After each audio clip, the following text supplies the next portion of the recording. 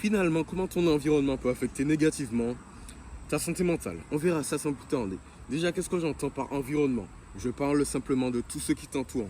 Ta famille, tes amis, bref, tout ce qui est autour de toi, ta géolocalisation spatiale, comme tu veux. Et donc, je vais t'expliquer ça tout de suite. Premièrement, un mauvais environnement, du moins, active l'anxiété chez toi. Prenons un exemple tout simple.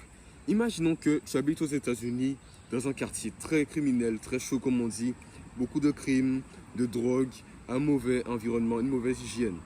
Est-ce que tu te sentiras en sécurité dans cet environnement? Oui ou non? La plupart du temps, la plupart de vous du moins, me diraient non. Parce que tu seras anxieux, parce que tu aurais peur en réalité que quelqu'un vienne chez toi aux États-Unis et que quelqu'un te tire une balle ou à ta famille, qu'on fasse du mal à ta famille parce que ton environnement n'est pas sain et n'est pas sécurisé. D'accord? Donc en réalité, la plupart des personnes anxieuses, stressées, dépressives, c'est simplement dû au fait que leur environnement est mauvais. Donc à ce moment-là, tu peux changer de quartier, de ville, parfois même de pays, d'accord? Je fais en sorte de te sentir plus en sécurité, de façon à être moins anxieux et à améliorer ta santé mentale. Quelle est la deuxième raison pour laquelle un environnement mauvais est égal à une santé mentale mauvaise? C'est simplement à cause des addictions. Prenons un exemple tout simple. Il faut savoir que durant la Première Guerre mondiale, il y avait des soldats qui ont dû aller au front, d'accord? Le front, c'était pas une très belle expérience. Il y avait beaucoup de sang, beaucoup de morts, des bras qui se baladaient un peu partout sur le sol et tout ça. Et donc les soldats se sont pas sentis très bien et ils ont donc décidé de se droguer avec de la cigarette, un peu toutes les drogues que tu peux connaître. Et donc finalement, les personnes qui n'étaient pas au front se disaient, mais au retour des soldats, ce sera le chaos parce qu'ils seront traumatisés. Pour commencer, ce seront des toxicomanes, ils ne seront pas heureux, ils seront dangereux pour la société. Et devinez quoi? Quand les soldats sont arrivés dans leur ville, retrouver leur famille, tout ça, ils étaient complètement sains. Parce qu'en réalité, les personnes se sont rendues compte que c'était leur environnement qui affectait leur façon d'agir. Ça veut dire que comme leur environnement était mauvais, ils agissaient comme des toxicomanes. Alors qu'en réalité, dans un environnement sain, ils agissaient comme des personnes saines. C'est ce que je veux t'expliquer par là. Tu as sans doute un problème avec tes addictions parce que ton environnement est mauvais. Donc comment faire pour arrêter tes addictions?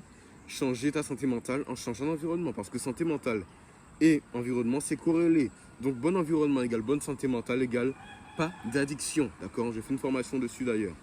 Et donc finalement, une fois que tu as ça en tête, on va passer au prochain point. C'est simplement qu'un mauvais environnement te permet, comment dire ça? Un mauvais environnement, oui on va dire ça, te permet d'être dépressif. Et qu'est-ce que je veux dire par là? Prenons un exemple concret. Tu es dans une famille, ton père bat ta mère, et en plus de ça, ton père te bat, toi aussi, tes soeurs, tes frères, comme tu veux. Et donc, à ton avis, sur le moment, tu seras triste, d'accord? Et puis, tu vas gagner un peu de joie parce que tu seras enfant. Mais quand tu vas grandir, ces pensées, tout ce qui s'est passé dans ta vie, ça va retourner, ça va remonter à la surface et les traumatismes vont ressurgir. Et donc, qu'est-ce qui va se passer? La dépression va venir parce que la tristesse va venir, la santé mentale va se dégrader. Et donc, voilà ce que ça cause d'avoir une famille néfaste, d'avoir un environnement où tu ne te sens pas à l'aise, où il y a des traumatismes. Parce que les traumatismes, en réalité, ça affecte énormément ta vie à long terme. Donc, si tu t'es rendu compte que tu es dans ce cas de figure, fais seulement en sorte de te dire que les personnes concernées, c'est-à-dire tes parents, ton père, dis-lui que ça ne lui fait pas plaisir que tu battes ta mère. S'il ne t'écoute pas, on s'en moque. Tu dis ça à des personnes plus élevées que toi qui pourront le raisonner. Parce que sache qu'à long terme, tu vas payer ça mentalement et tu ne seras peut-être jamais heureux. Ça peut aller jusqu'à prendre des médicaments, faire une surdose et donc finir par en mourir. Et je ne veux pas que ça t'arrive. Alors fais en sorte de, comment dire, d'envelopper ton environnement, ta famille et de leur expliquer que leurs actions sont mauvaises et que ça détruit ta santé mentale à court terme comme à long terme. Quel est donc le dernier point qui devrait te pousser à changer d'environnement? C'est simplement, écoute-moi bien, c'est tout simple. Parce qu'en réalité, très peu de personnes y pensent. À ton avis, c'est quoi? À ton avis, c'est quoi? C'est simplement la solitude. Je m'explique. Comment dire ça? Si tu es dans une famille où tu n'étais pas très élevé par tes parents, tu finiras par avoir moins de confiance en toi et par être seul. Parce que si on prend un exemple concret, imaginons un enfant qui a toujours eu une bonne vie, des parents stables, beaucoup d'argent, une famille stable, etc. Cet enfant sera confiant au quotidien, il aura des avantages sur les autres parce qu'il sera plus équilibré émotionnellement et donc il aura une copine plus vite, il sera plus sociable, etc.